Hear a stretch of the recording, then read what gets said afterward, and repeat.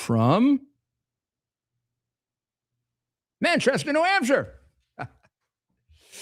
So, if you were listening to the Rudy Giuliani show on Lindell TV, as well as on X right here, as you should have, therefore you'd be all up to date on you'd be all up to date on the tremendous celebration in Detroit, which I'm sure you're going to want to get tickets for. How can you miss the 63rd annual convention of the Islamic Society of North America, a Muslim Brotherhood affiliate? I mean, you couldn't possibly miss that. I mean, particularly if you hate America, right? It's a great place for people who hate America because the Muslim Brotherhood hates America. And the speakers so far, the ones that I can see, definitely hate America. There's Siraj Wahhaj, who was an unindicted co-conspirator in the murder of New Yorkers at the World Trade Center in 1993, and a person who says you should get into politics in order to further the cause of Islam and to make America Islamic. You see, they like to say that I make that up, that's what they want to do. But here's the thing with Nazism and communism and Islamic, what shall we call it, extremists. They tell you what they're going to do. Hitler told us what he was going to do. Marx told us what he was going to do and how to do it. Bin Laden told us what he was going to do, and Clinton let him do acts of war against America and bombed empty fields until he did what he did 25 years ago. So this would be a great place to kind of wake yourself up as to what you're facing. Do you want a little preview of what you can expect? Yeah, but let's make sure they understand. There's going to be the big speaker there. There's going to be their hope for new United States Senator, Senator Abdul Mohammed El Sayed. Or I think you even forgot a couple of things. Sorry. Abdul Rahman. Sorry. I know this is supposed to be disrespectful. Look, you call me Rudolph William. You want Louis Giuliani. If you want to do that, yeah, I'm happy. Fine. I love my two grandfathers. You can say it. I'm very proud of my Italian heritage, but my Americanism first. Now, exactly why are people upset if I say Abdul Rahman Mohammed El Sayed? Maybe because he's going to appear with people who seem to take great comfort and support for killing Americans. Maybe that's why. Like this guy. You can't really see it, but the audience can tell some of the subtitles. He's praising Hitler in this clip.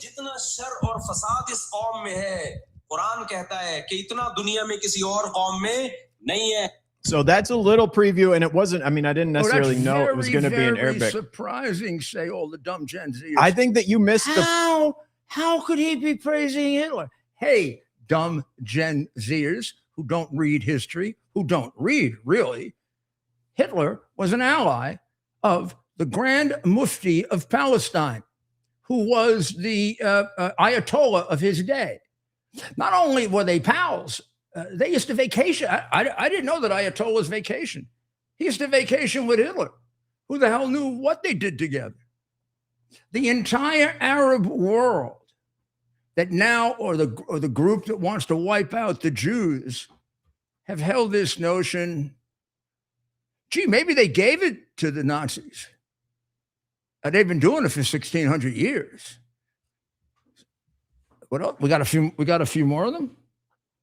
Well, that was the only preview I had lined up. Well, I actually don't particularly like throwing that on the airwaves. It's just like sort of a taste of what you're going to expect there. You're right. But there are two thoughts about this, right? One is it could get people to become copycats, right? The second thought of it is we got to wake our people up. People just go along and ignore. Now, I will tell you, as someone very much affected by it, I did not agree with taking down the images of the attacks on the World Trade Center. I thought people had to face it. People had to face, so they asked themselves, how did we come to this? How did this happen? And I can very specifically tell you how it happened, because I had to face it and I had to figure it out, so that I did everything I could, both in my public life that remained and my security business that came after, in trying to prevent it happening again.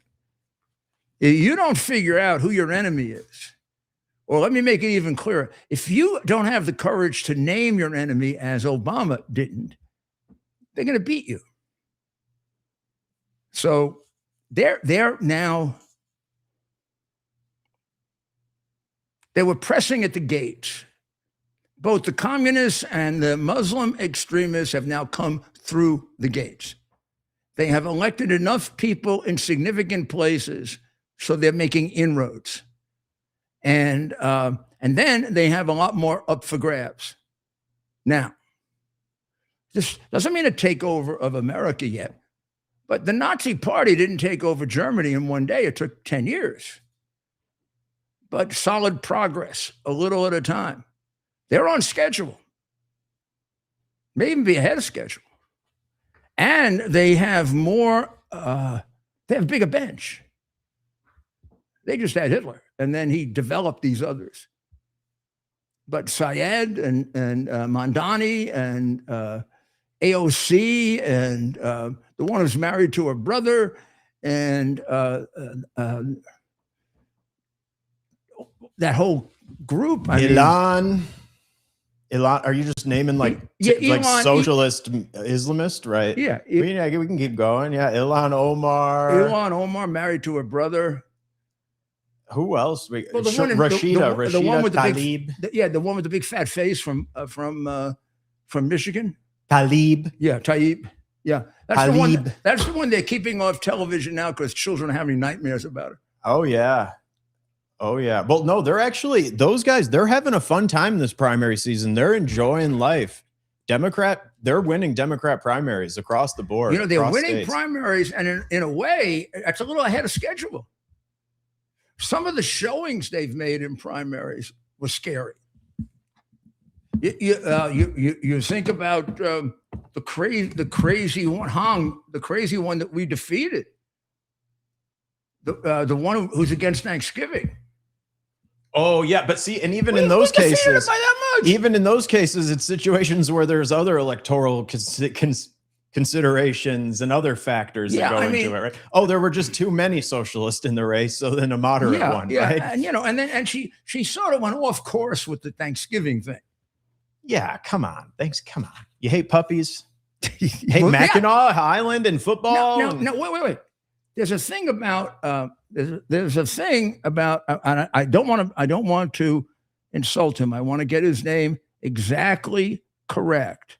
Right? Right? That's El Sayed I'm talking about. That's El Sayed Rahman Mohammed. No, I believe it's Abdul Rahman. Oh, Abdul Rahman Mohammed El Sayed. Yes, and there's differences of opinion as to like how you should address him, right? Like, it's easier for me to say Abdul El Sayed, right? And so it's just. I was thinking shithead might be the way to do it. Yeah, well, there's going to be a lot of names. Traitor might be another way to do it. There's going to be many names. Traitor could be it. So he's going to speak at this Labor Day thing with the guy you showed us, with Siraj Wajah, and with Zaid Shakir. And Zaid Shakir wants a caliphate. He also, one of these guys wrote a book, we got to get it, in 2006. You know what the name of it is? Sound prophetic? London Stamp. Yeah. Well, I was just in London. I will attest to the fact that it's getting to be almost majority Middle Eastern. That's a long time ago to be predicting that, right? But I have to tell you, I got tired of going to Paris as a result of staying at the hotel that I stayed at. And it actually was my wife who got nervous about it. All these women that wouldn't talk to her. And they all had veils on. And then when we go to dinner, they're all sitting there at dinner. It's just common for them to eat like this. Yes. Well, actually, no. It's actually more common for the women to not be eating with the men at all. Well, they were eating in the public dining room, and they were sticking the food under their thing. Yeah. Well, and I don't want to bring it back to COVID too, but like the same communication skills you build by looking at people in the face and smiling at them and the connection that you can build, that's deprived of those women as well. You know, think about the mask. They're wearing masks all the time. Well, I hope economic D-Day is working and putting pressure on Iran to get rid of the reign of terror, because that's got to be our objective. That's got to be the objective that we have. Can you just look up and see if you can get online "Take Me Back" by my friend Heather Higgins? And what do you want? Well, just a little bit of it. "Take Me Back" is a kind of a little story about socialism taking over. I think it's Miranda Devine that's kind of promoting this, right? She's not promoting it. She's She's not the one that did it, obviously. No, she's not the socialist. Heather did. Heather Higgins, who I've known for 20 years. Well, I think I did find it, and you'll have to tell me if this is what you're after, because it looks a little long. Well, not even necessarily long, but it's just the format is just a little strange. Let me show you, and then we'll see. Human rights. People over profits. Workers deserve more. Defund the police. Oh, I hate it here. Just literally get me to the future.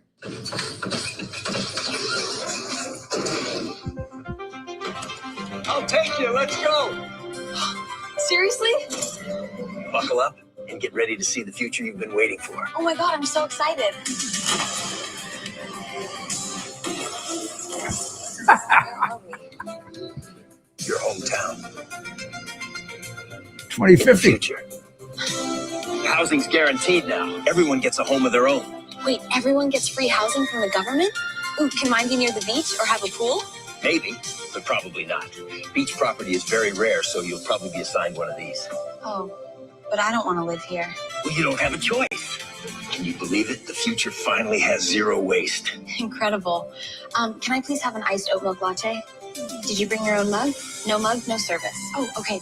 If I bring my own mug, can I get the oat milk latte? Oat milk latte? Oat milk is very wasteful. We only serve black coffee, nothing else. Forget about the coffee shop. Wait till you see the government-run grocery stores. Wait, you mean to tell me the government pays for my groceries now? The future is bright. This can't be right. $40 for eggs? The coupon is only for $100. I won't be able to afford groceries. The future is also a little bit expensive.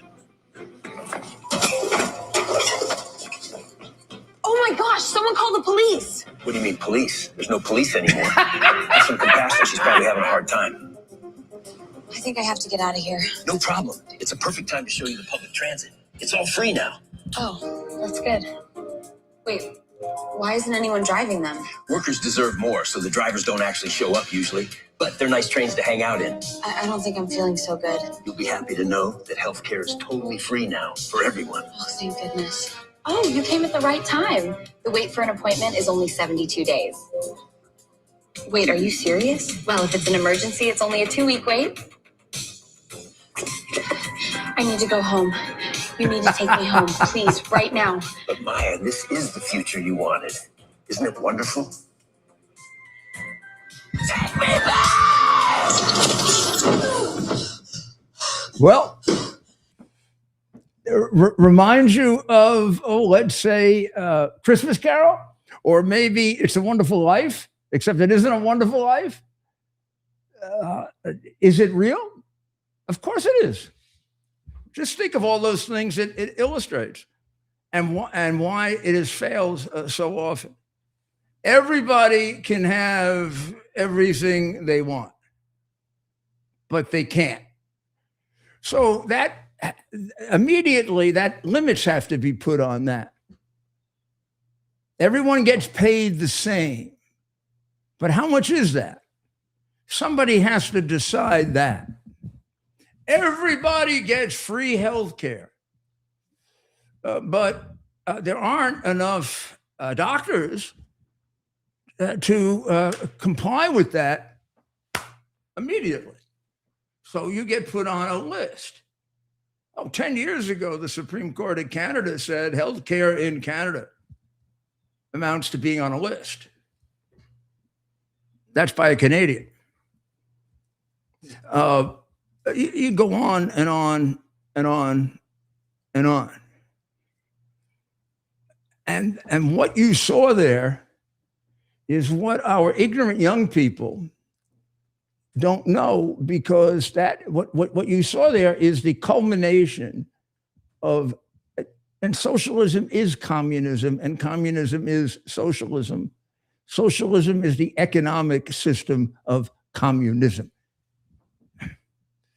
Who is the father of communism? Karl Marx. Who is the father of socialism? Karl Marx. One leads necessarily into the other, because socialism is so contrary to human nature, as you saw with that young woman.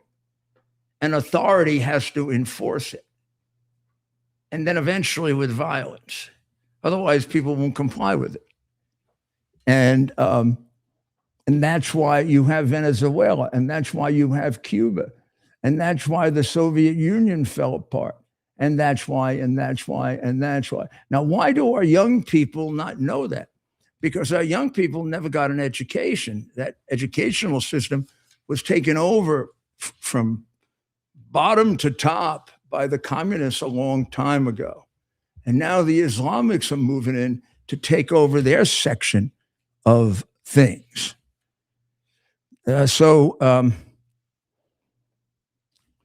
I want to alert you to something else too, because it is it's an easy thing to take advantage of. You know, all the debates about data centers, 71% of the American people oppose it. It's become not in my backyard situation.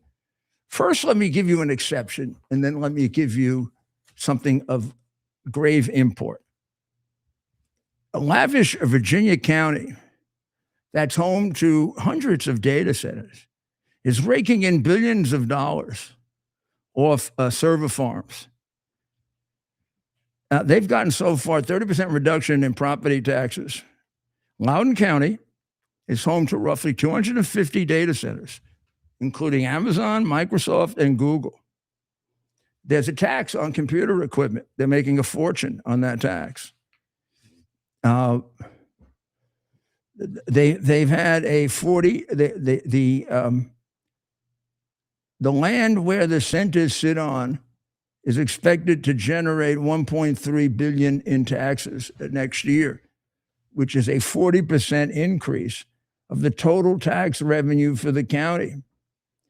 It slashed residential property taxes.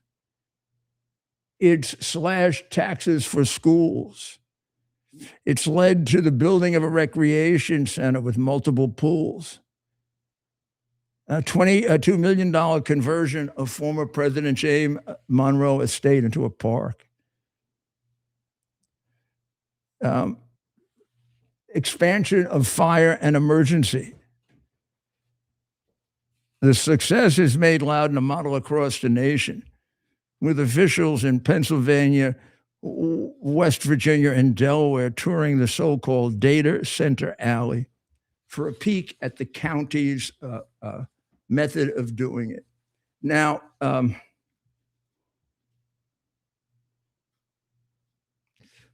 reason why people will not rationally evaluate data centers is because of the Chinese Communist Party. They have for some time infiltrated our coverage and are doing a climate change situation with it. They're making opposition to data centers almost a religious proposition for the left, and many on the right follow along. Now, here's a simple fact: if we don't expand our data centers, we will become a second-rate country by the turn of this century, because China ain't going to stop, and we're going to have this additional electrical power. That is resulting in an enormous amount of American ingenuity. I met with a whole group of people that are developing a generator that can create power for an entire complex. And it's a very rational size. It's not operational yet, but they're working on it. All of these counties, if you do proper planning, have areas where you can put the data center. That is not going to interfere with the school. It's not going to interfere with the church. It's not going to you just got to plan it, realizing it's a priority. I know it's hard sometimes to think priority, and it's not how much money you're making right now, or how much food you're getting, or how much entertainment do you have, but you got to start being more like our fathers and mothers and grandfathers and grandmothers were, intelligent. Now, what do you say? What do you say to about the politicians who are obviously running this election cycle, who are supporting things like moratoriums or zoning requirements or power requirements? I'd say a lot of them you better take. I wouldn't say every single one, but every single one of them I would put in a suspicious category and see how much money they're getting from Chinese associated 1 degree, 2 degree, 3 degree groups. China has put billions of dollars into a campaign in America to discourage us from having data centers.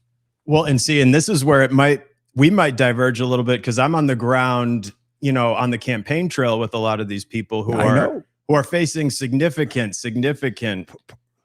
opposition to these data centers, and they're almost required to respond. Part of the challenge of politics and part of the excitement of it is to lead, not to follow, and to be able to overcome brainwashing, to be able to spot it and to guard people against it. Of course, it's easy to get them to get frightened. You can frighten people very, very easily. The real question is, you start off with the proposition, we don't have a choice. We have to have these data centers, and we have to have them somewhat proximate to the areas in which these people are going to work in order to develop these mind-boggling supercomputers. Now, we don't only need it for basics of living, we need it for self-defense.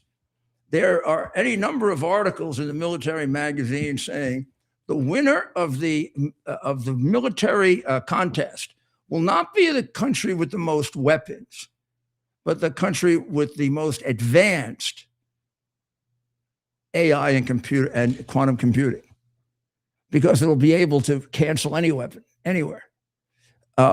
So we don't have a choice. So we have to look at, how do we solve the same mistake we made with climate change.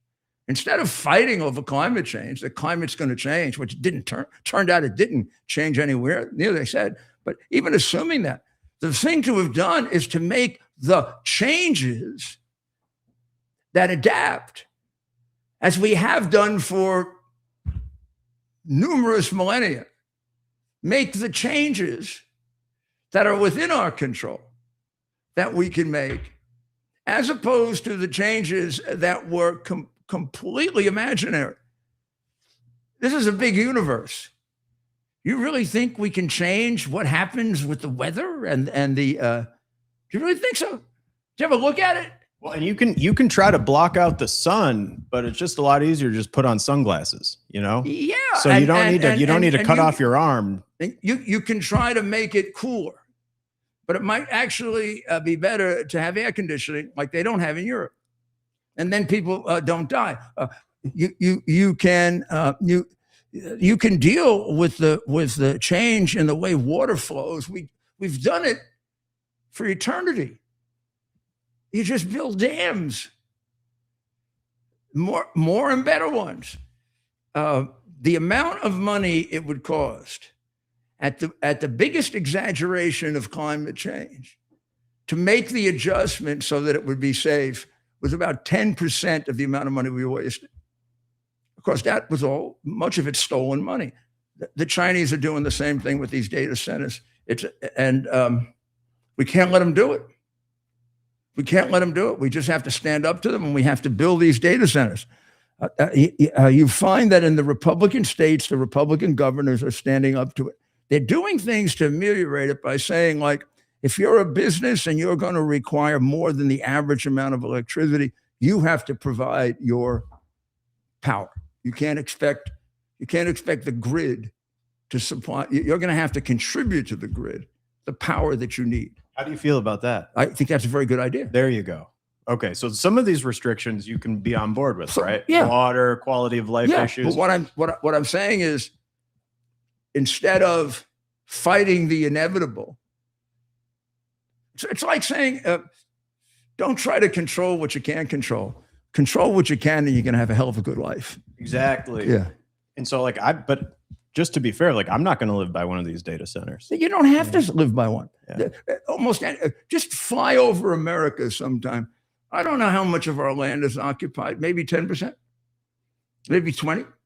Not even. It's about where it's practical to do it. Nowadays, this stuff can travel. And I think it can be regionally nuanced as well, because in Detroit and other Rust Belt communities, we have what are, brownfields, right? Like sites that are industrial, essentially wastelands. And a lot of people are now saying, okay, why don't we develop those into the data centers and not use the farmland? Because a lot of people see their landscapes and their farmland and their way of life kind of being directly under attack by these data centers. And so they're like, why not put them in the brownfields where we kind of kill two birds with one stone? And I think it's just getting the actual policy right as we implement it, so that they're not, because actually right now, some residents are living next to like diesel generators that, I feel bad for them, right? For the data center, and the data center should be able to power itself. Let's go off track, but as an example, if there are more hurricanes coming, should we try to stop the hurricanes? Or should we get the damn houses off the beach? Or build the houses better to like withstand them. What? Do you realize that when you put a house on a beach, beaches over a period of time erode, and the house can be gone. It's not going to be like one of these houses that's there for 400 years. If it's there for 50, you're lucky. Well, that lot in Palm Beach, remember we saw that's $100 million. Yeah, they do dredging. They do dredging on the. They actually do quite a lot to maintain it. The probably one of the worst habits we developed as human beings was to build right on the shore. But it's so it's so beautiful. But it also kills people. It's my favorite place. Right, that ocean breeze coming right up at you. It's so healthy, and it was the favorite place for a lot of people to die. Yeah, and also. To a large extent, the same thing is true with certain building on top of mountaintops where the thing is hanging on by. And so basically what we're getting back to with regard to data centers is it needs to be done in a way that makes sense. It's common sense, right? Like put it in a place put it in an industrial park. That's exactly what we're thinking. So do a teeny bit of planning with your city. People don't live all over the city. So you find a place that's an industrial park. Maybe they're going to have to be a little bigger. But I'm also certain that over a period of time, these generators are going to become much smaller. Oh, yeah. Well, and they're not going to require the massive amount of space. And without getting too technical, I plan on having a small version of it to run my own in-house, compute. Well, how many people do that now? A lot of people. Well, yeah, it depends on how technically savvy you are and how much capital you have to deploy. Yeah. But Well, we'll see. We'll see. It's all developing, right? So we're going to take a short break as we plan for the future. Give me 1 second on the break because it's just me on the controls here.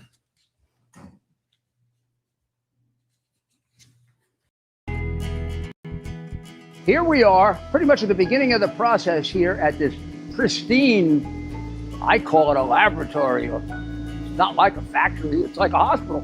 This is the beginning of the process for roasting. Deep grain, very good quality. Most people don't use this quality. We deal with small farmers because we like to know who we're dealing with. They give us the highest quality, all organic, non-GMO. You should know all Arabica beans, no Robusto, all Arabica.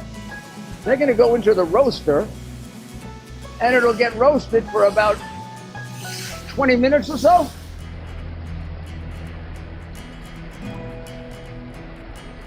Oh my goodness, look at these.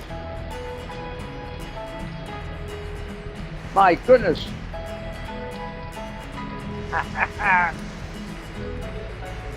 You're going to want to specially order these.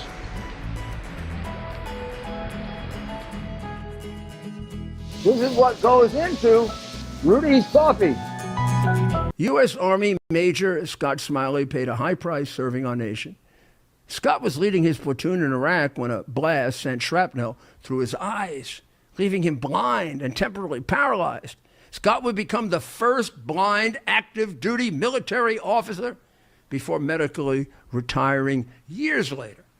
Thanks to friends like you, the Tunnel to Towers Foundation gave Scott and his family a mortgage-free, specially adapted smart home. Show your support for America's heroes now. Donate $11 a month to Tunnel to Towers at T2T.org. To celebrate the new year, we're having the biggest sale ever on overstock clearance and brand new products. For example, save 60% on our Goose Down comforters, the best comforters ever. They go perfectly with our MyPillow bed sheets and duvet covers. Save 25% on our brand new kitchen towels. They're made with the same technology as our famous My Towels. Our initial quantities are extremely low, so get them now before they go. Our seasonal flannel sheets are finally in. You save up to 50% and they sell out fast every year, so order now. They're truly the best flannel sheets you'll ever sleep on. Or save up to 80% on all our clearance items.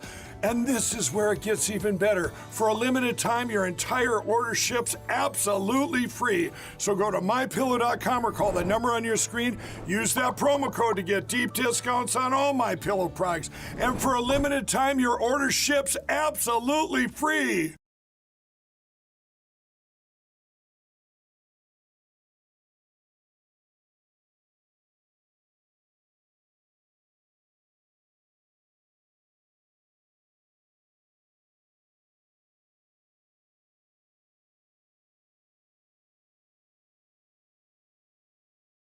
West, who is a 28, I think, year old, and I believe she is a cardiac nurse. Strangely, from Alaska. I say strangely because it involves a cardiac illness. Last year, McKenna agreed to carry a child for Nasheen Gilkar and Omar Ahmed. Yes, and she's 28 years old and she's from Alaska. And in the contract, I should say, they put in an agreement that they were in control of the child, that she would at no point ever have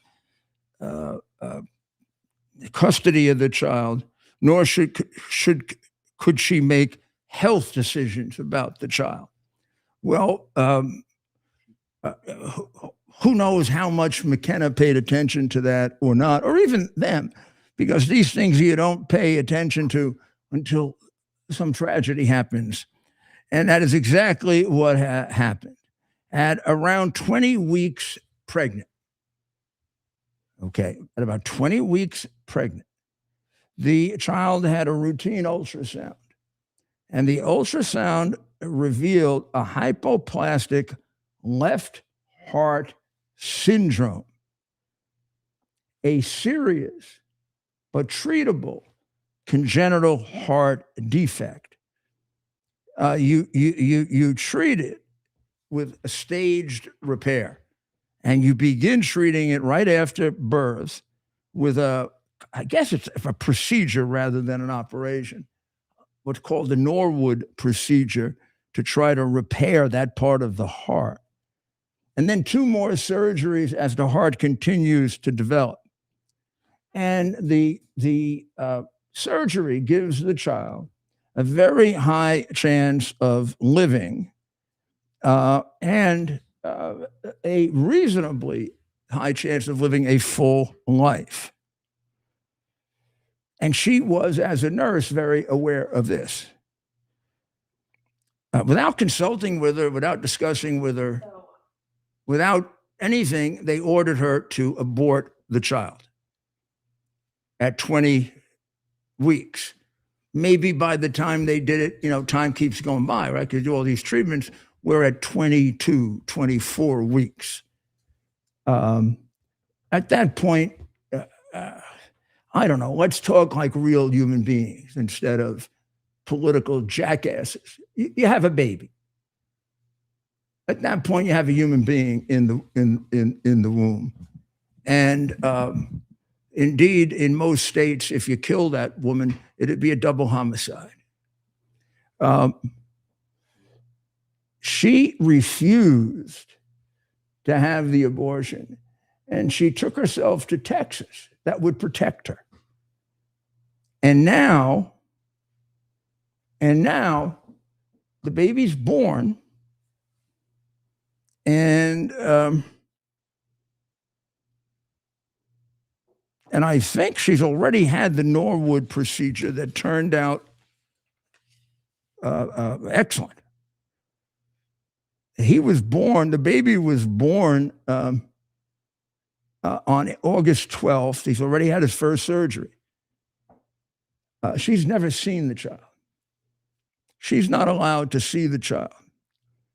However, because she's in Texas, and because the governor even intervened to get a private bill, and the president has as well, every step is being made, including extraordinary ones, to keep this baby alive.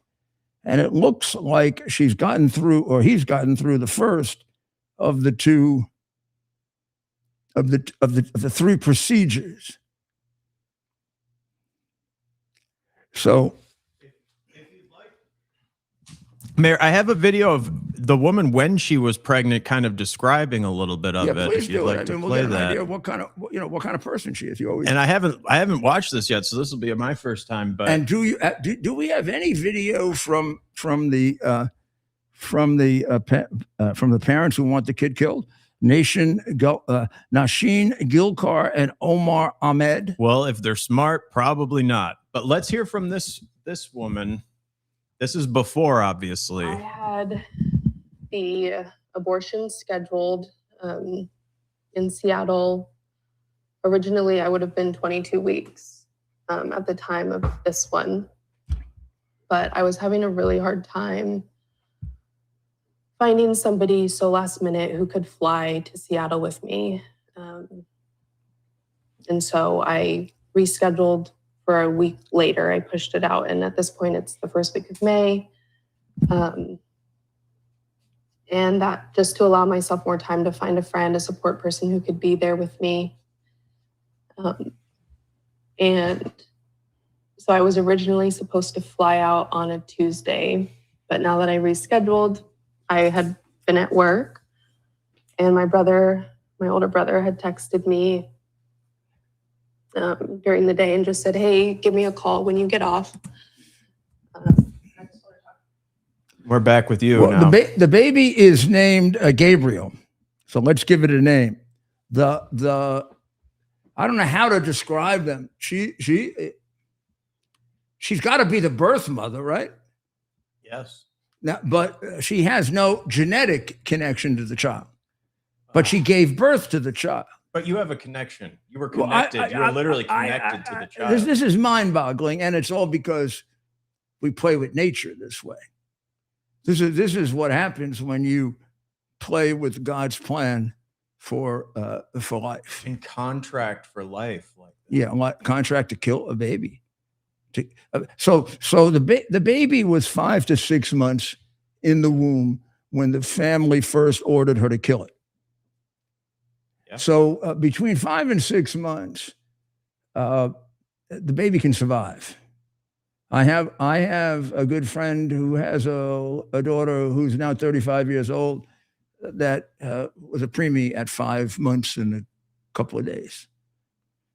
And that's 25 years ago.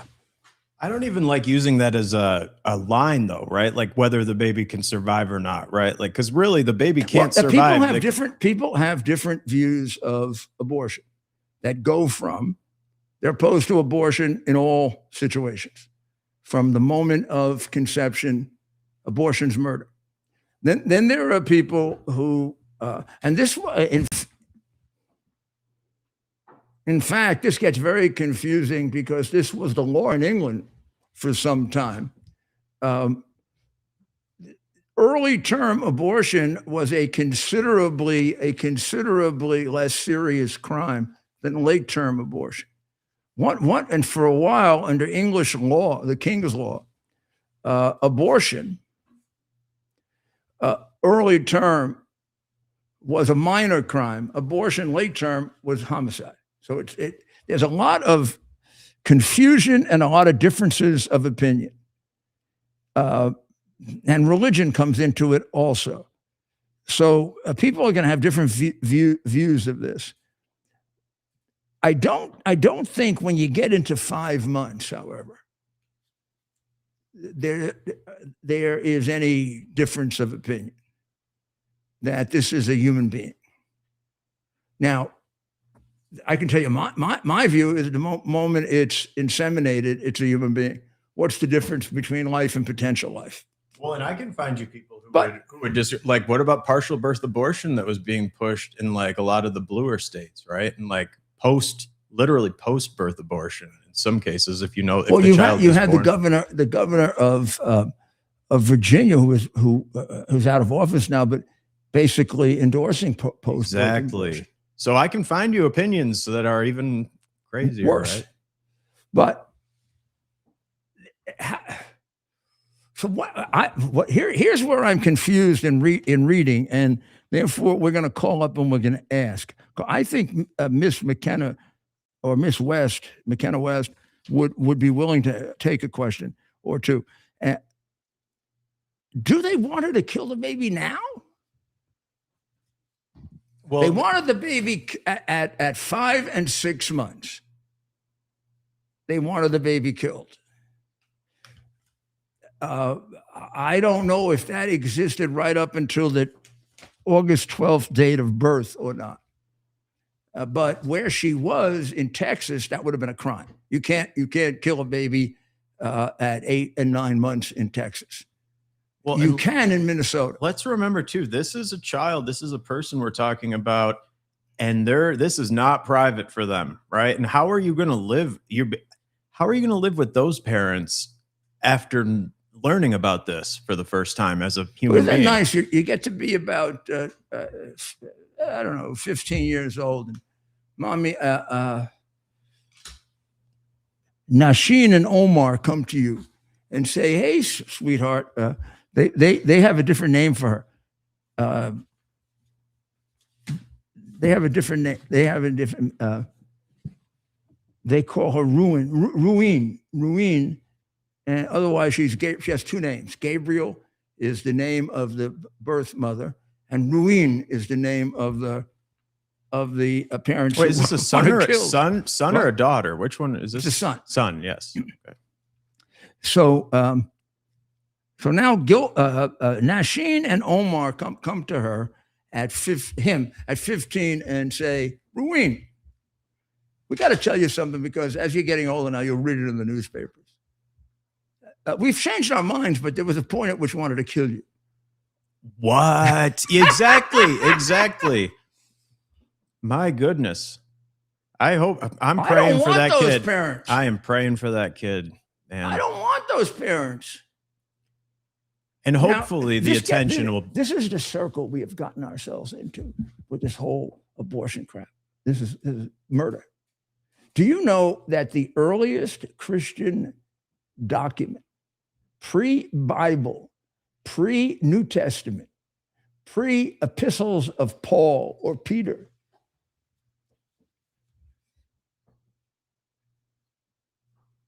one of the main prohibitions for early Christians in the first century was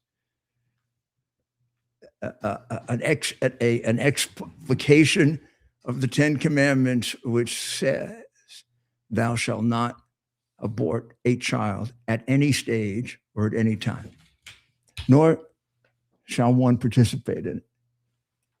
Way back.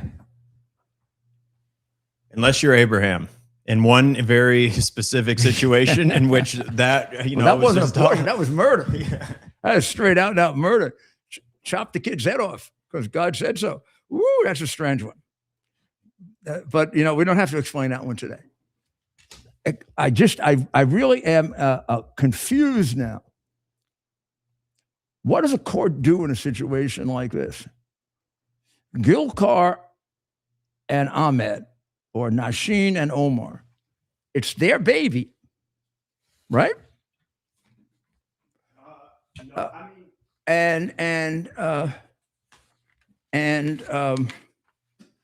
McKenna gave birth to the baby. For the right reasons, we don't have a lot of developed law on the subject, right? So and so whose baby is it? I mean, one lady was connected to it, right? Can you contract for human life like that? I don't know. Is it enforceable? I think we're going to have some. Where are we at litigation wise? Can you contract for abortion? I bet in the state of Texas you can. I bet I gotta believe in the state of Texas. Remember there are certain contracts that are against public policy. Bet I would say you can't contract for a hit. But and then it depends on what we're referring to for an abortion, right? Because an abortion by its very nature is like a contract with the doctor. From the time that they asked her to abort, it would have been a crime in Texas to kill or even to just get an abortion. But Texas doesn't allow it beyond, I'm sure, 3 months now with the new law. Yeah, and we were into the 5th month. And so, where are we at litigation wise with this? Is this right now? The kid is in excuse the expression, limbo. She's not. McKenna West, who gave birth to, has never gotten to see the baby she gave birth to. I don't know if the other two. I don't think the other two have possession of her yet, because the baby physically is under the jurisdiction of the state of Texas, and they have her under an injunction to save her life. Okay, so we know where the baby is. They're not going to turn the baby over to the murderers, the parents. And so, what? Probably a foster home of some kind. I would imagine, yeah. Well, and at this age, a baby, right? Yeah, but what a shame. I mean, the baby should be nursing with a mom. Yeah. I don't know if that was intended. So now I want to talk about a very good friend of mine, and I'm going to be as calm and as nice. No, I'm not. But I'm going to be as rational as I can be about this. I know Natalie Harp now for 7-8 years. I remember when Natalie Harp was dying. My son Andrew is quite close to Natalie Harp, and they are good friends. And I consider Natalie Harp a good friend, and so does Dr. Maria. I also think of Natalie Harp as one of the finest people I know. The allegation by John Ossoff, who that she's having an affair with President Trump, is disgraceful. Let's begin with the fact that how would he know? How would that piece of shit know How? How would he know it? He assumes it. You accuse a young woman, a young 26-year-old Christian woman who is unmarried, who almost died of heart failure, who's only alive, she believes, because of Donald Trump's legislation, which she was the first one to take advantage of. And my son Andrew was tasked by the president to help organize that. Mayor, before you get too far into it, most people aren't familiar with what this is. Okay, You know. put that piece of shit on. This is a guy who got elected. I don't know. You tell me he's elected in Georgia. That doesn't mean anything to me. I was indicted in Georgia. Sleeps through his meetings. He What golfs and trades stocks.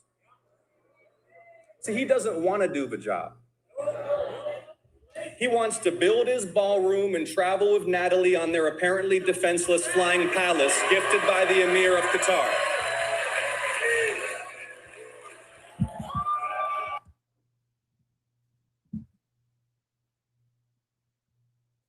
I don't know. You play that again, and you just look at him. I'm not even going to say anything about what he looks like. First of all, if we played him 4 years ago, it doesn't even look like this.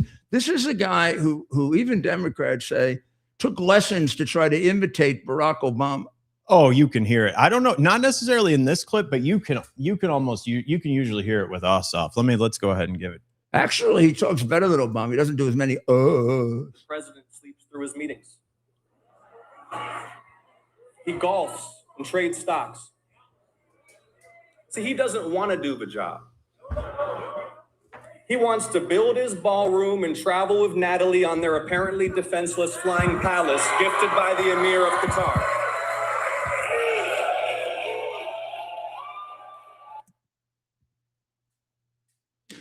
Doesn't that whole thing look kind of satanic in the background too, the way it's done? Why did they select that? I mean, that was very, very carefully crafted. That's not just an ordinary shot like you're watching me here or you there. That was very carefully crafted to come out of the dark with the shadows, make him look a little bigger than he is. I'm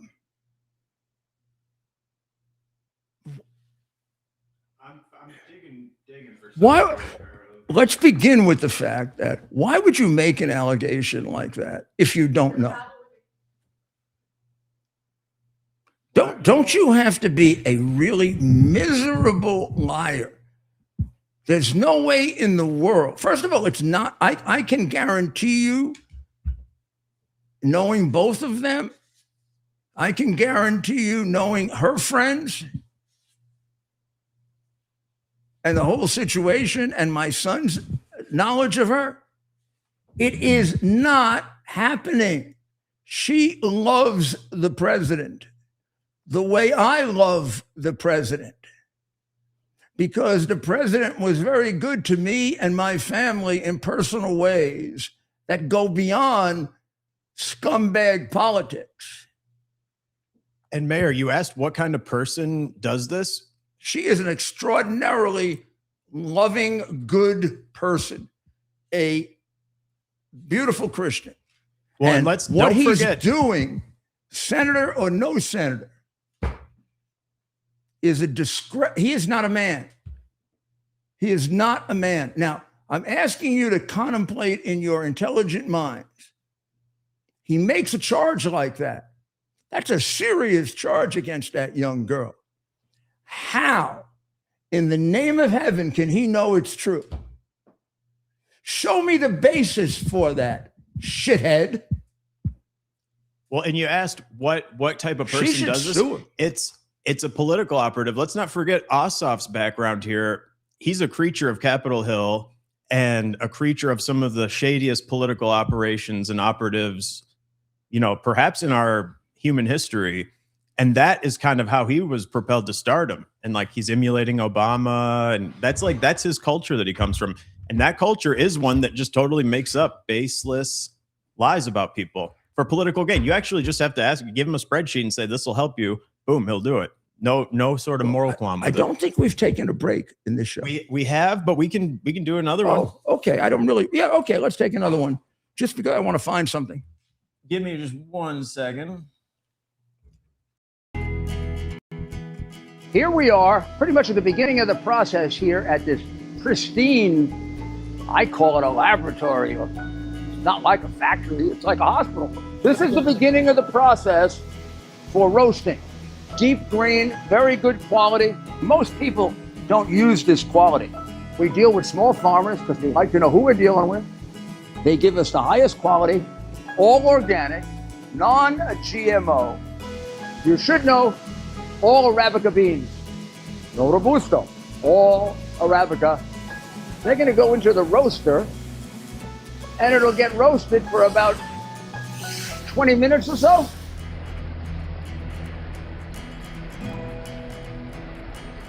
Oh my goodness, look at these. My goodness.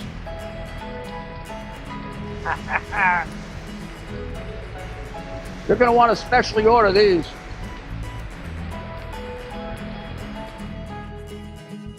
This is what goes into Rudy's Coffee. To celebrate the new year, we're having the biggest sale ever on overstock clearance and brand new products. For example, save 60% on our Goose Down comforters, the best comforters ever. They go perfectly with our MyPillow bed sheets and duvet covers. Save 25% on our brand new kitchen towels. They're made with the same technology as our famous My Towels. Our initial quantities are extremely low, so get them now before they go.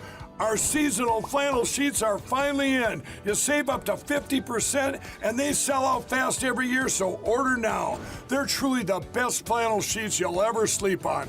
Or save up to 80% on all our clearance items. And this is where it gets even better. For a limited time, your entire order ships absolutely free. So go to mypillow.com or call the number on your screen. Use that promo code to get deep discounts on all MyPillow products. And for a limited time, your order ships absolutely free. U.S. Army Major Scott Smiley paid a high price serving our nation.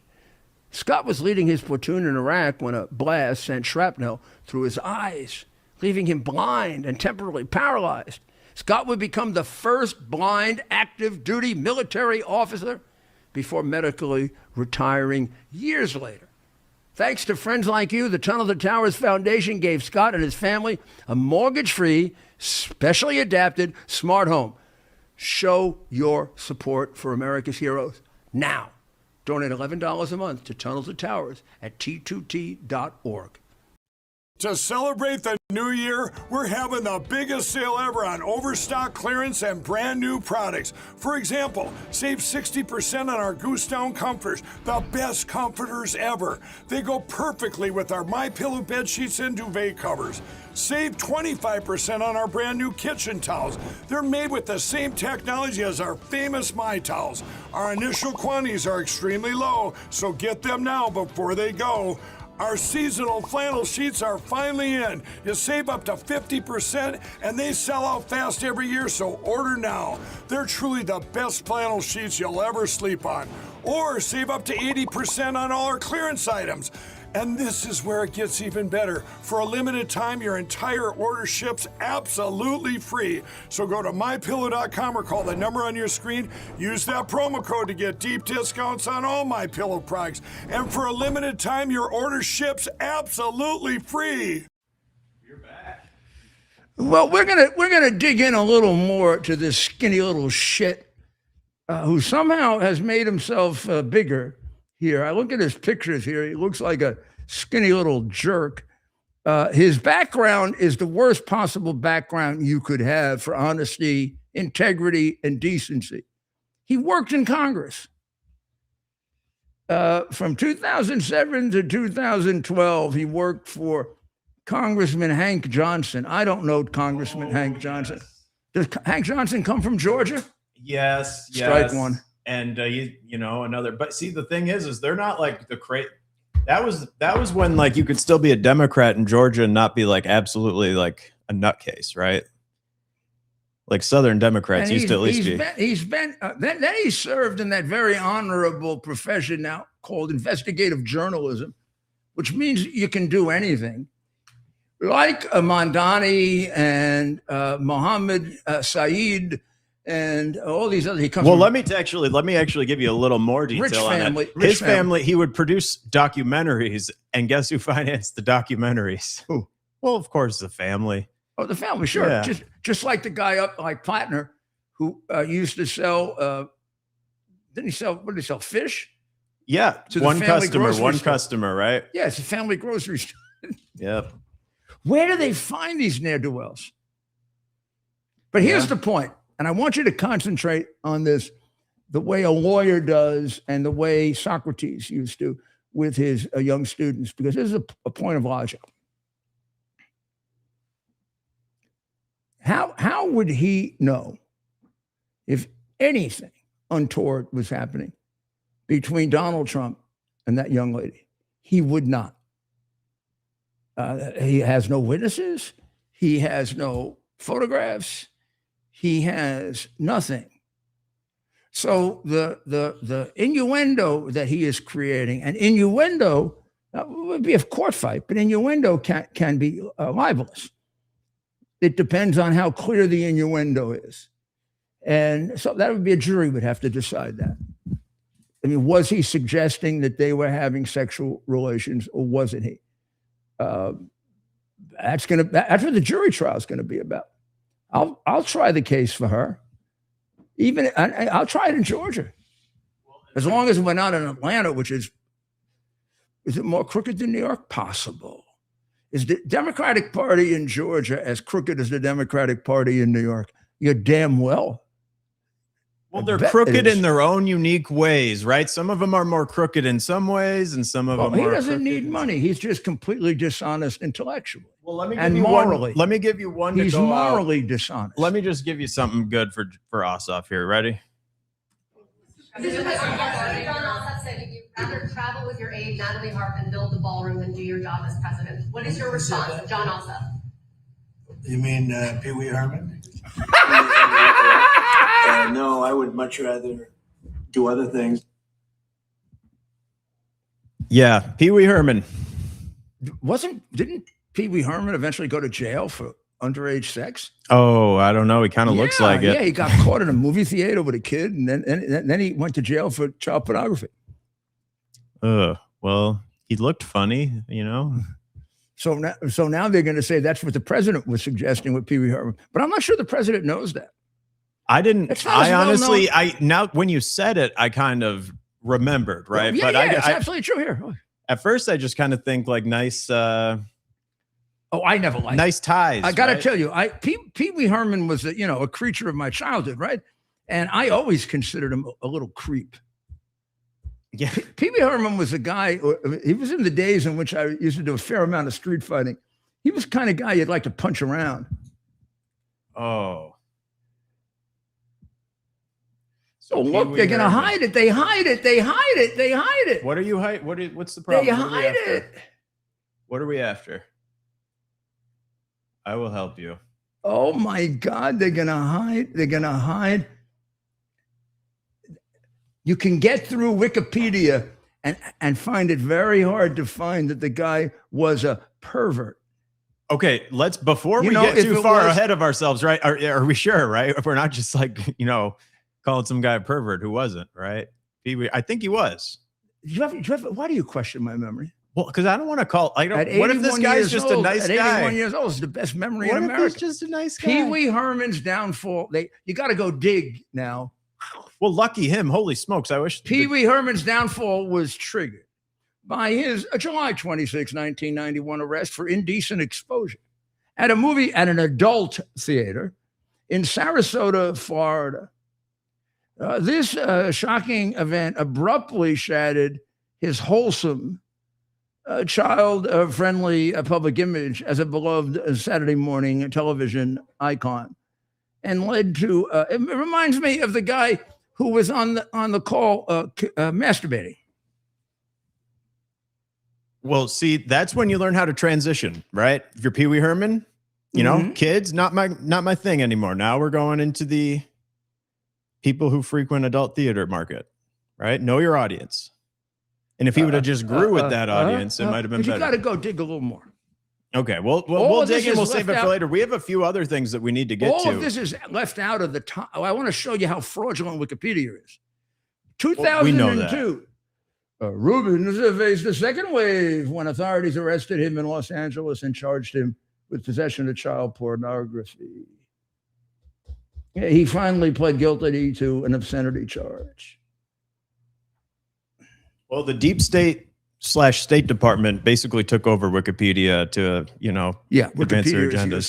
So Senator Pee Wee Herman is now accusing one of the people that I consider one of the nicest people I know, one of the most moral and one of the most decent people I know, of something that is untrue for sure, but in which it has to be completely malicious, because he's not an intimate event. This isn't like even some leaker within the campaign. But see, that's the thing. And I think you're already giving him too much air with this thing. Like it's a nothing, right? I'm not, because I want him to lose. Isn't he up for election? Yeah. And he's running against a great guy. So we're gonna. So the U.S. and we should get into something more serious so that we end it on a serious note rather than this garbage. And but Natalie, I don't expect you're listening, and I hope you're not. But if you are, or your parents are listening, those who know you know this is completely false, completely malicious. The whole Trump family knows it. Anybody who's important to you knows it. And you can't imagine how much we appreciate how well you take care of President Trump, someone you love, because you quite correctly believe that he helped to save your life. He helped to save mine too. So we're together. You know that. I love you as one of the finest people that I know. And I find what's being done to you so offensive. I don't even know how to express it. I do know, if I were a little younger and I'm back in Brooklyn, precisely what I do about it. Well, the U.S. and South Korea are going through a little thing here, and this allows John Bolton, bitter John Bolton, who really should just keep his mouth shut so he gets a pardon or something, to say, "Oh, isn't this terrible? Trump says that we're going to take some troops out of South Korea because South Korea refused to help us in the Middle East, and et cetera, et cetera, et cetera." John, until you lied about me in your book, I felt sorry for you when you got fired. I did. I knew why you got fired, but I felt sorry for you. But I don't know. You really are. For all this conservative warmonger stuff, you know what you really are? You're a Washington creature. You are. You're a Washington creature. This op-ed piece of yours is useless. You have no idea why Trump did this with South Korea. It is absolutely vital that the American president make our allies into something useful. You know that. What's the point of having an ally who we would have to go to war to defend, who doesn't want to help us? We're carrying dead weight, aren't we? Aren't we at a stage now in the development of these ideologies that are at some stage of taking us over? We don't have room for that anymore, John. Now, what you fail to point out is, and maybe these two things are connected, as he reduced things a little in South Korea, he expanded things dramatically in the Philippines, which is as significant and important to defending against China and to helping if, God forbid, they attempt to take Taiwan. And the new deployments in the the new deployments in the Philippines are extremely strategic. In Subic Bay, the British wanted to pull some of this away. Of course, they didn't get away with that. This is a nation of 117 million people. With the split in North Korea and South Korea about whether to suck up to South Korea or not, I don't know if we gotta go one way or the other. There are no conflicts of interest in the Philippines, and these people are extremely good people. Have you ever seen in hospitals the disproportionate number of Philippine immigrants that work there? I wish Dr. Maria was here, because even in faraway New Hampshire, her hospital was 2 hours north of here. I mean, it was basically she was taking care of Santa Claus in the North Pole. She had Philippine workers. And I've been in the hospital several times in the last 2 years. Never had in my life. And I got to tell you, when the Philippine nurses and doctors come in, they're so good and they're so kind. I had Filipino neighbors growing up, and it was like having two sets of parents. Always food, always I don't know what it is. Steak and rice. First of all, they're very strong Catholics. Yep. Yeah. Yep. And steak and rice. You got that smell always. And it was, you always can go over and get some if you need. Raleigh, the dog, knew to Raleigh? go over. Yeah. Raleigh likes the Philippines. Oh, he loves the Filipinos, at least, except yeah. Well, now, I have to say, I was only there once. I don't hold this against them. I went there once to give a speech, had a great time. I love them. I love the Philippine people. And when I was mayor, I got to know a lot of them. So when I went there were people I knew. But the first day I got there, my wife and I didn't get any sleep on the plane. So we rushed our hotel. We said we're going to sleep. And it was like 7 or 8 in the morning. By 8 o'clock, we couldn't sleep. All we're doing is talking to each other. So we decided we were going to reverse our schedule. We're going to play golf later in the day. Let's go now while we're exhausted. We'll play golf. We'll get tired. As soon as we get tired, we'll stop playing golf and come back and sleep. So we go out, we play golf. We forgot to get breakfast. So at the clubhouse, we grabbed some bananas and we put them in the golf cart. Like really ridiculous. Like we stuffed the golf cart with. We go out in the first hole, no problem. Second hole, no problem. Third hole, got to walk a little ways. I come back and I hear her screaming. Ah! 2 monkeys were eating my bananas. Yeah. It was so cute. I didn't get the camera out on time. Isn't that fun? And when I came up, she said, don't go near. As I came up to them, they took off with the whole basket. Hey, they'll steal your watch too. They were so cute. It was really hilarious. But I love the Philippines. It's beautiful. The people are, I don't know, they're one of the, there are certain groups of people that just are so nice. I'm sure not every Filipino.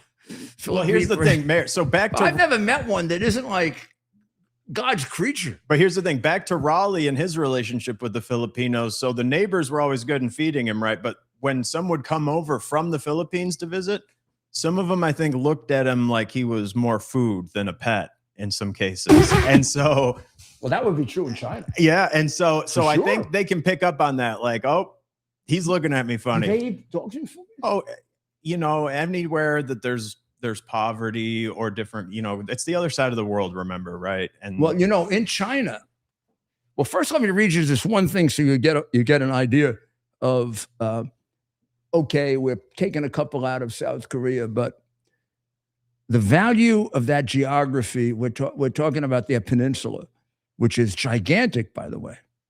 The value of that 110 million people, that's a big nation. The value of that geography isn't lost on U.S. war planners who are deploying some of their most advanced missile systems to the Philippines. What do you think they're pointed at? Japan?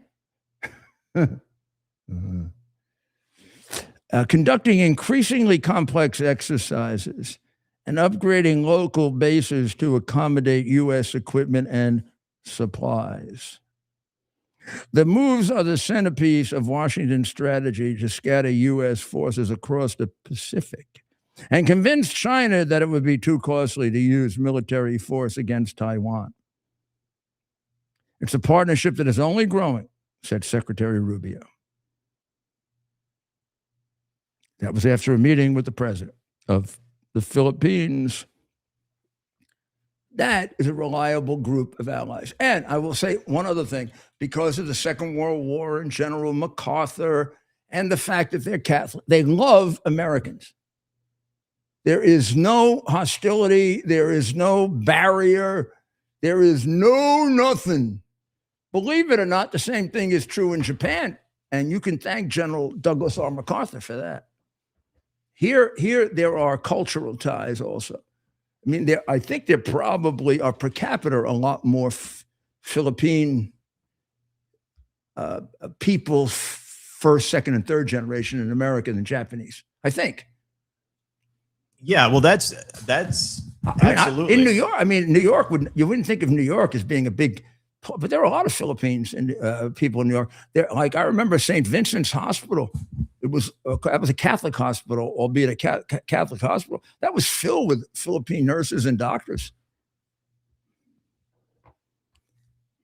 Well, one thing about the Philippines, 117 million people. So yeah, and they don't like the Chinese. Yeah. And they are, because they're Christians, they are very, very strong opponents of you can think of them as not too different than the Polish in regard to their hostility to communism. Because it comes from who they are, and it also comes from their religion. Exactly. So what else do we got? Well, we went through the HAARP situation quite a bit. Too much, almost. Too much? Okay, I don't think so. Well, I'm so angry about this. I really have to. I'm doing this as therapy for me. I want to get that little piece of crap and do to him what you would do in Brooklyn if you were unfair to a beautiful young lady. Well, okay. I want to tell you about a Yankee pitcher that is a phenomenon. This is a phenomenon, and this defies all the laws of baseball. So here's a truism about baseball that goes back to when I was a catcher, when you'd have to show up on your horse and buggy to play baseball, and you didn't have a glove. You had to catch without your glove. So there are many, many fastball pitchers. And they have great I'll even tell you my own history. I was a great hitter until I got to about 17, 18 years old. Maybe even a little older. I could hit any fastball. Until a few years ago, I could still hit a fastball. Randy Levine, this is about 12, 15 years ago, took me to a batting cage. Said, "You'll be able to hit that ball." It was 90 plus miles. I hit it. I didn't get a hit, but I hit it. I made contact with it. I watched it a couple of times. If the fastball doesn't move, a major league hitter, not me, I'm going to kill you. So every young pitcher, and now all of them have fastballs. It is like doctrine. You got to learn a second pitch. And it's got to be more than just the changeup, because the changeup, unless you really are an enormously skillful genius pitcher like a Sandy Koufax or a Whitey Ford, you're just not going to fool them. You got to have like a splitter or what they used to call it a curveball, but it has so many different versions now.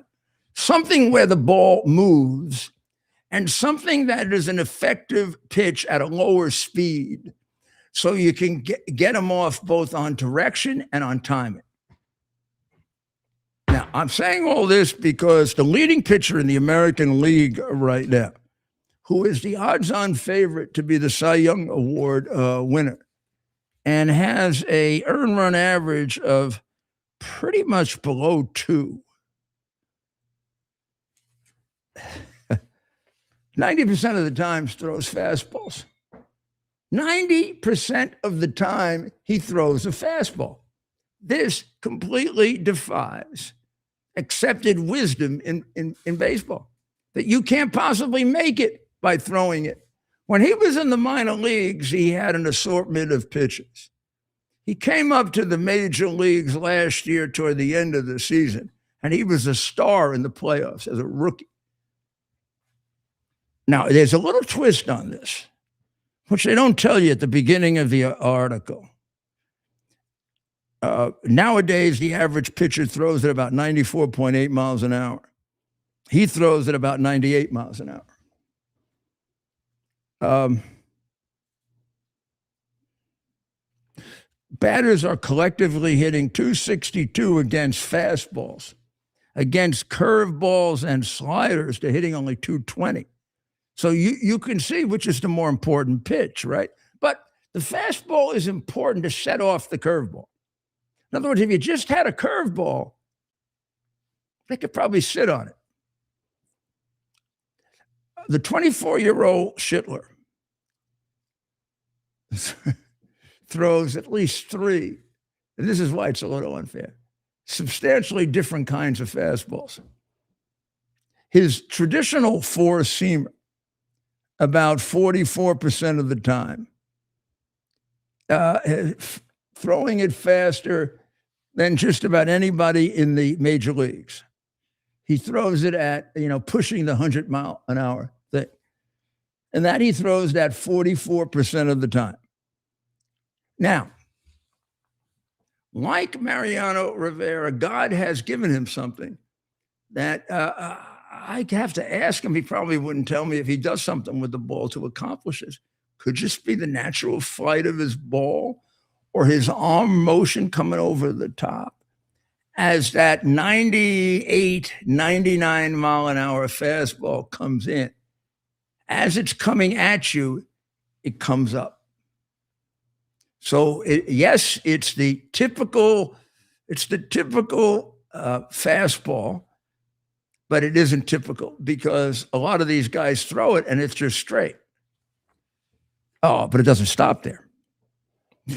He's also able to throw it with spin. And when it crosses the plate, it'll rise even further. Then he throws a cutter, which was Mariano Rivera's pitch. And if he throws the cutter, which is about 2 miles an hour slower, it breaks away from a right-handed hitter and in on a left-handed hitter, which made it impossible for left-handed hitters to hit Mariano Rivera. Finally, he throws another curveball, a little slower, that breaks in on the right-handed hitter. Now, it's very, very hard to get a good hit when the ball is breaking in on you because you're going to hit it on the weak part of the bat. Or out of just natural instinct, you're going to be moving away, right? So how much of a hit can you get? Home run's a hit when you're in the box, right? And you take that complete swing and boom. Now, I throw the ball in on you and you're moving back. Maybe you'll get a hit. Maybe you'll hit it to the opposite field. More than likely, you'll either take it for a ball or you mistakenly swing at it. And then, of course, he has the magic pitch that every catcher relies on with his great pitchers when you really want to get somebody out. How many times do you strike out a great hitter after fooling around with him with a high fastball? Well, that's where he's got the 100-mile-an-hour one that comes in at your eyes. It's out of the strike zone. I don't care. You don't see it out of the strike zone, and you swing at it. That's why right now, God willing, and he remains healthy, this is the best pitcher in the American League this year. I hope you don't mind my analysis of baseball because I really love it and I like to share it. Well, it's American. I bet Abdul Al-Sayed hates it. Does he like baseball? Oh, I can't imagine. What does he dislike? He dislikes football. Well, he dislikes. But he said he played football, but he doesn't like it. Dislikes Mackinac Island. and old. No, wait. What would you dislike about Mackinac Island? Well, I can kind of see it. So if you I've don't been there do twice. it right, Hard to get to? no, I think it's if you do it when it's too crowded, it becomes sort of a chore, and there are horses, And it's very American. It's so American. It's so American. I love it. I love it Right? personally. But I'm thinking, don't tell anybody. I'm thinking of taking a vacation. I just had it in my mind the other day to Williamsburg again. I think That was one of my favorite. we were vacations. talking. I want to dress up and go. I'm going to dress up. When you say dress up, you want to come with me? Oh yeah, I want to dress. I want to wear the Who do you wanna be? colonial. Who The do you want colonial. to be? We could play characters. Oh, see, I You like want to be to. Washington. You want to be Jefferson? I always see myself as Patrick riding. Henry? Oh, I know. I always see myself as riding to make General Washington aware of something. Oh, good. I want to be Jefferson. Oh no. When he was in the House of Burgesses. I am Thomas Jefferson. I think when I he actually am him. when he introduced the bill, when he was going to introduce the bill to free the slaves, which nobody bothers to write about anymore. Yeah. And they intimidated him and told him he couldn't do it or his political career was over. And my teacher of political science, Brother Joseph, used to say, and he'd never give you the answer.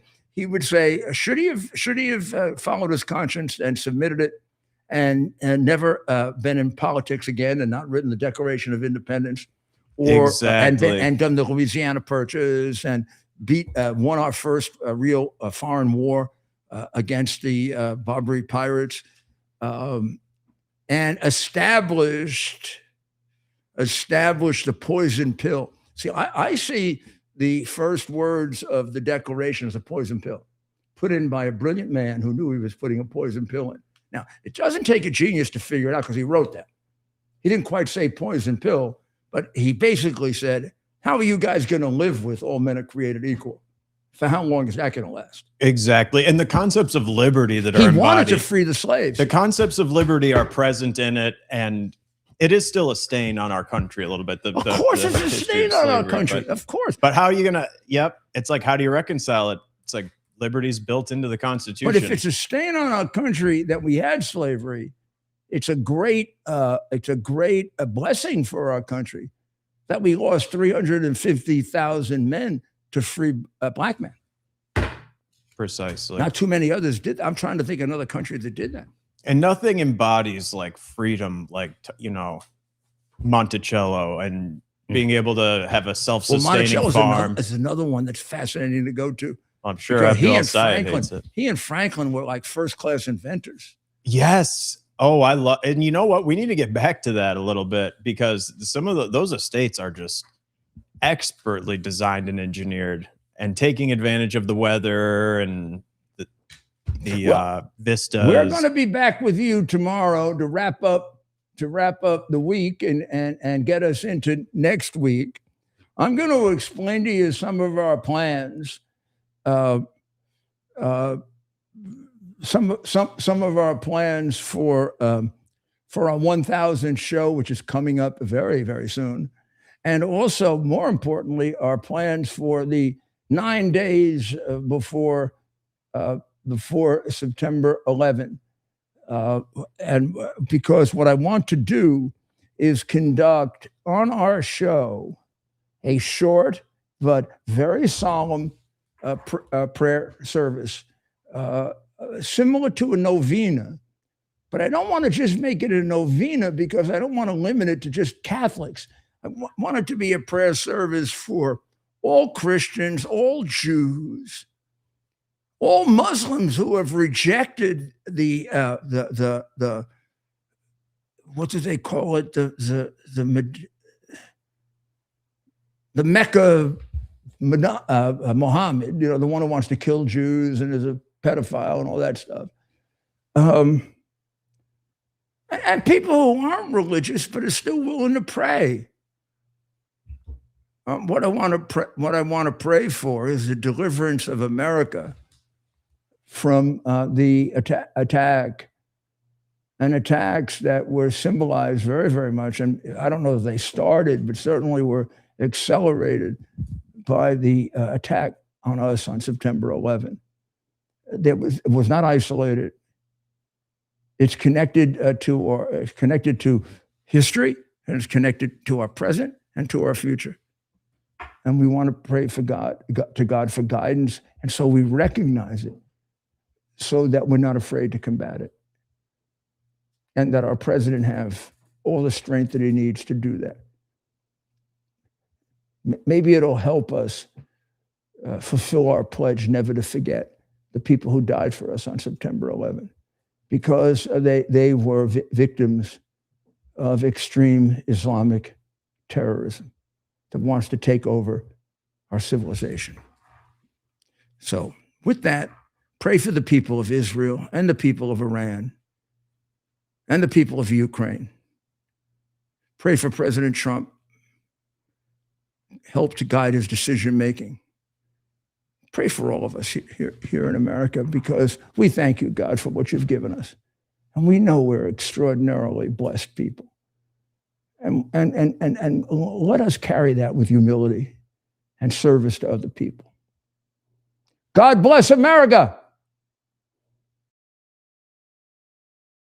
It's our purpose to bring to bear the principle of common sense and rational discussion to the issues of our day. America was created at a time of great turmoil, tremendous disagreements, anger, hatred.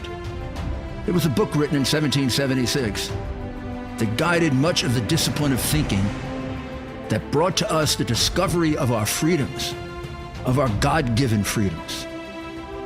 It was Thomas Paine's Common Sense, written in 1776, one of the first American bestsellers, in which Thomas Paine explained, by rational principles, the reason why these small colonies felt the necessity to separate from the Kingdom of Great Britain and the King of England. He explained their inherent desire for liberty, for freedom, freedom of religion, freedom of speech, the ability to select the people who govern them. And he explained it in ways that were understandable to all the people, not just the elite. Because the desire for freedom is universal. The desire for freedom adheres in the human mind, and it is part of the human soul. This is exactly the time we should consult our history. Look at what we've done in the past and see if we can't use it to help us now. We understand that our founders created the greatest country in the history of the world, the greatest democracy, the freest country, a country that has taken more people out of poverty than any country ever. All of us are so fortunate to be Americans. But a great deal of the reason for America's constant ability to self-improve is because we're able to reason, we're able to talk, we're able to